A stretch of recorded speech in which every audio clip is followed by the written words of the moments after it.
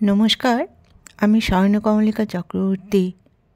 আমার লেখা যে গল্পটা এখন পড়ব সেটার নাম হচ্ছে তারা। রোজ সকালবেলা মানে ঘুম থেকে উঠে রান্নাঘর এবং সেটার জানালা খোলা, তারপর চা করা, রান্না করা ইত্যাদি ইত্যাদি কাজ করা। ঘুম থেকে উঠে কাজ শুরু হয়, কাজই জীবন, সবাই কাজ করে। কিন্তু সবাই এক সময়ে এক কাজ করে না। সে যখন রান্না করে তখন কে কি করে, কিন্তু কুয়াশা কি করে জানবে? সে তো তখন নিজেই নিজের কাজে ব্যস্ত থাকে। চায়ের কাপটা নিয়ে ড্রয়িং রুমে এসে বসলো সে। ধূপ করে একটা শব্দ হলো। সে দরজার দিকে তাকালো। নিচের ফাঁকা জায়গাটা দিয়ে ভোরের আলো আসছে, মাঝখানের একটু জায়গা ছাড়া, অর্থাৎ মাঝখানে হকার পেপারটা দিয়ে গেছে, তাই ধূপ শব্দটা হয়েছে। হকারের তাড়াহুড়ো থাকে, অনেক সময় সদর দরজাটা খোলা রেখে চলে যায়। সে কিছুক্ষণ নিচের এই সুন্দর দৃশ্যটা দেখল। হয়তো অনেকে বলবে, এটাতে আবার কি সৌন্দর্য? কুয়াশার কিন্তু দুই দিক আলো, মাঝখানটা ছায়া ছায়া, ব্যাপারটা বেশ ভালো লাগলো। ওর চা ঠান্ডা হয়ে যাচ্ছে, এদিকে দরজা খুলে সদর দরজা লাগাতে হবে। কতগুলো কাজ, কিন্তু কাজ যে ওর বেড়ে যাবে এটা সে বুঝতে পারেনি। দরজা খোলা পেয়ে রাস্তার দুই কুকুর বাড়ি ঢুকে গেছে। এখন এদের বের করতে হবে। সকালের অতিথি, খালি মুখে কি করে বার করবে? ঘর থেকে 4টে বিস্কুট এনে রাস্তায় দাঁড়িয়ে বলল, আয় আয়। ওরা এক দৌড়ে চলে এলো। বিস্কুট দেখে কি খুশি, মুখে একটা ধন্যবাদের শব্দ করে রাস্তা থেকে বিস্কুট খেতে লাগলো। সে এই ফাঁকে সদর দরজা বন্ধ করে চায়ের কাপটা নিয়ে সোজা রান্নাঘর। এই চা গরম না করে খাওয়া যাবে না। রান্না বসিয়ে জানালা দিয়ে তাকিয়ে এসে ভাবছে, আজকে তাড়াতাড়ি রান্না বসিয়েছে। হিসেব মতো আজ একটু দেরি হয়েছে, কারণ অতিথিদের খাবার দিতে সময় লেগেছে এবং চা দুবার গরম করে খেয়েছে। কিন্তু যা রোজ দেখে আজ দেখছে না কেন? ওর এবার হাসি পেল ভীষণ, এবং সে হাসল। সে ঘরে যখন একা, কাজেই কেউ ওকে এই জন্য পাগল বলবে না। সে বেশ কিছুক্ষণ হেসে নিল। কুয়াশা যখন রান্না বসায় তখন ওর উল্টো দিকের বাড়ির ছাদে এক মহিলা পুরোটা ছাদে ভিজে কাপড় ছড়িয়ে দেয়। মহিলা বোধ হয় ওই বাড়িতে ভাড়া থাকে, কারণ সে মহিলাকে চেনে না। কুয়াশার মনে হয় মহিলা তখন চাটা কিছু খায়নি, কারণটা চেহারা দেখেই বোঝা যায়।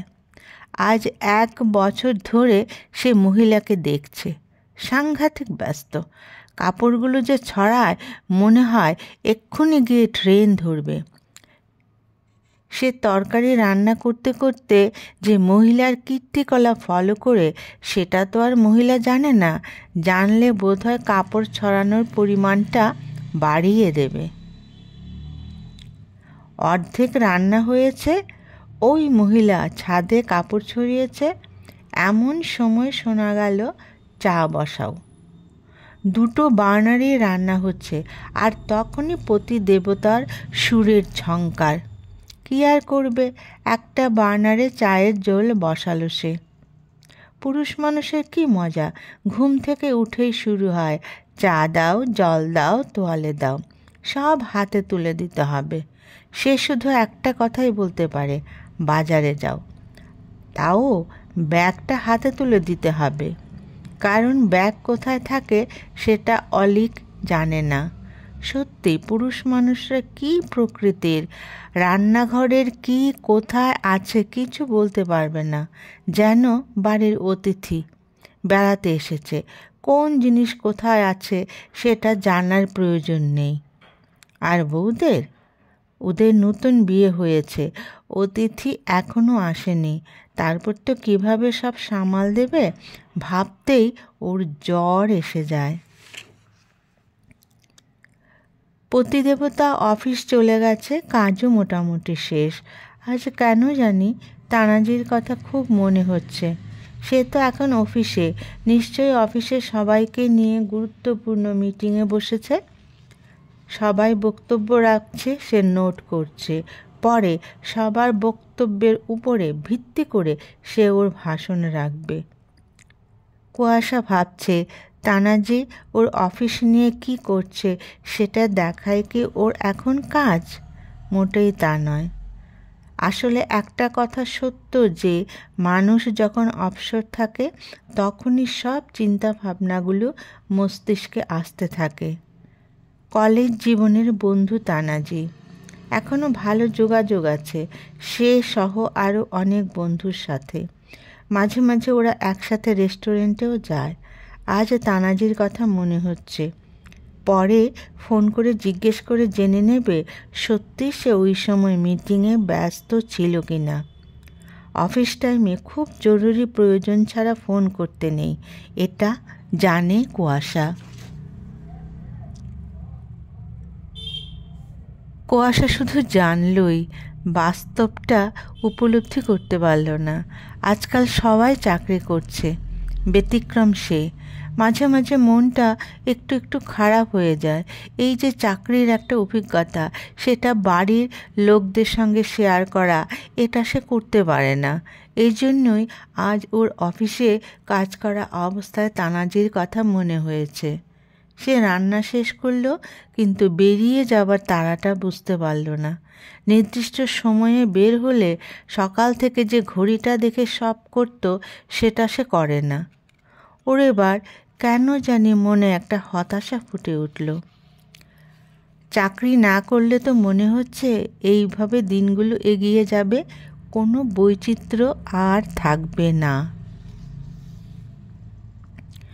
অলিক বিকালে অফিস থেকে এলে চাটা দেবার পর কুয়াশা বলল, চলো না আজ কোথা থেকে একটু ঘুরে আসি।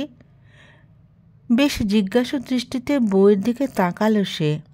আজ তেমন কিছু কেনাকাটা করার নেই, যদি থাকতো তবে সকালবেলা অফিস যাবার আগেই বলতো। আজ কিন্তু দেরি করবে না, একটা বিয়ের নিমন্ত্রণ এসেছে পাড়া থেকে, উপহার কিনতে যেতে হবে।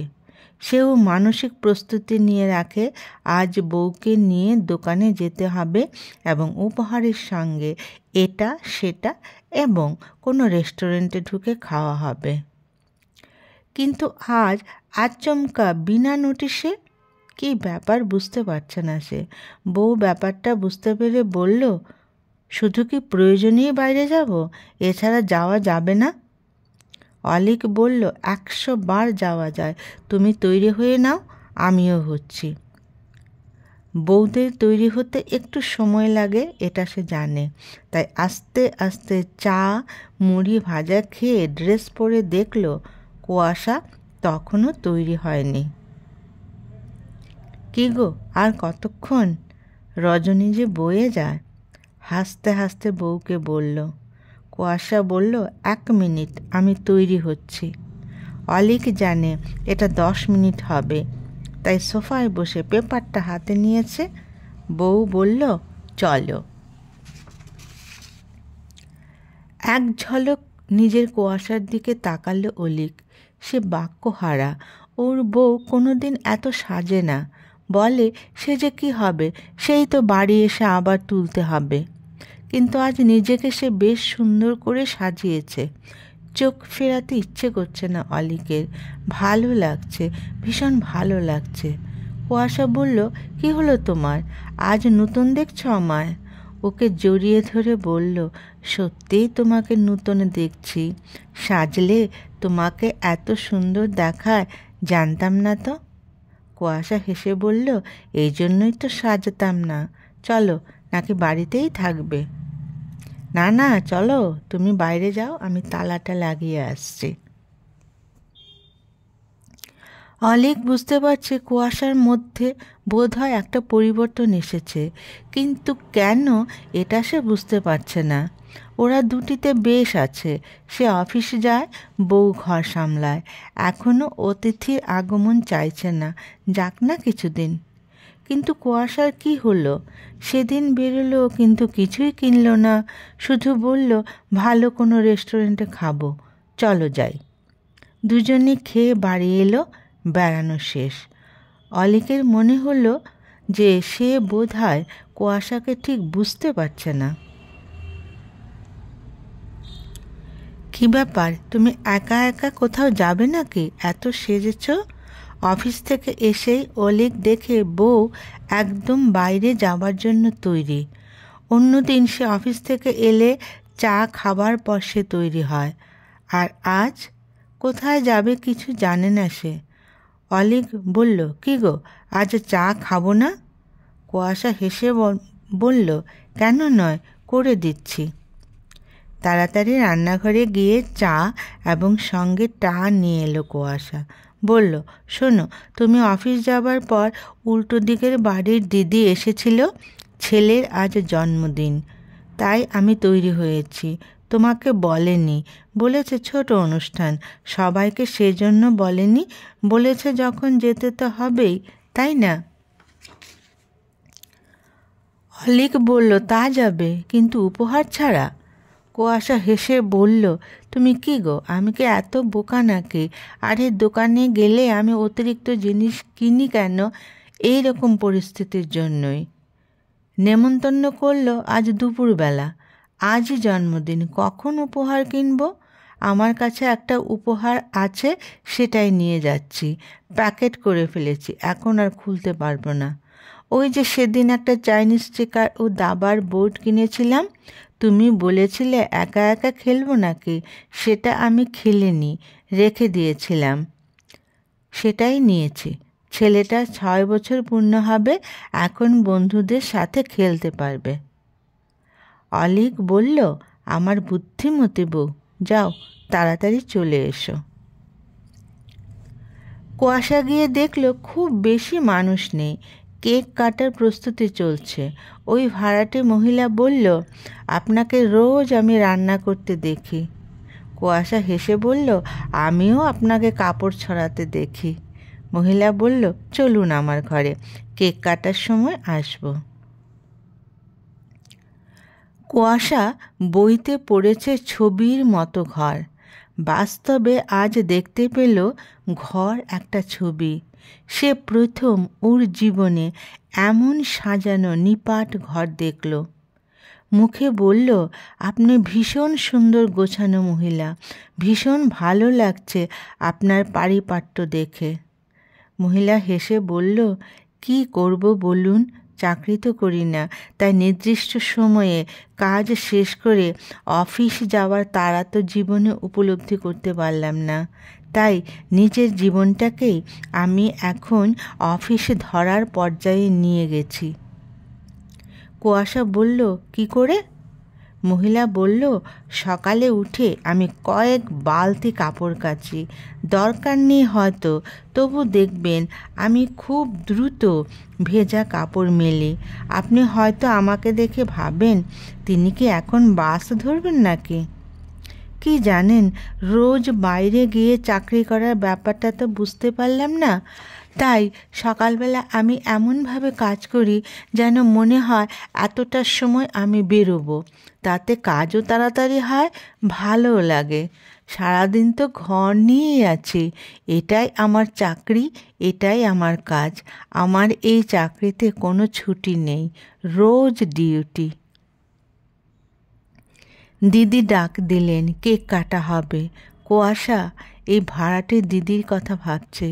সত্যি তো, তিনি নিজেকে এমনভাবে রেখেছেন যে তিনি অফিস যাবার তাড়াটা অনুভব করেন।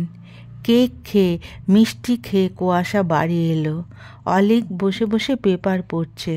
কুয়াশা এসেই প্রতিদেবকে বলছে, জানো, ওই বাড়ি ভাড়াটে দিদির কাছ থেকে আমি একটা বিরাট শিক্ষা নিয়ে এলাম। অলিক বলল, কি গো? কুয়াশা বলল, দিদির বাড়ির ভাড়াটে মহিলা চাকরি করেন না, কিন্তু তিনি সকাল থেকে এমনভাবে কাজ শুরু করেন যে তিনি অফিস টাইমে বাড়ি থেকে বেরোবেন।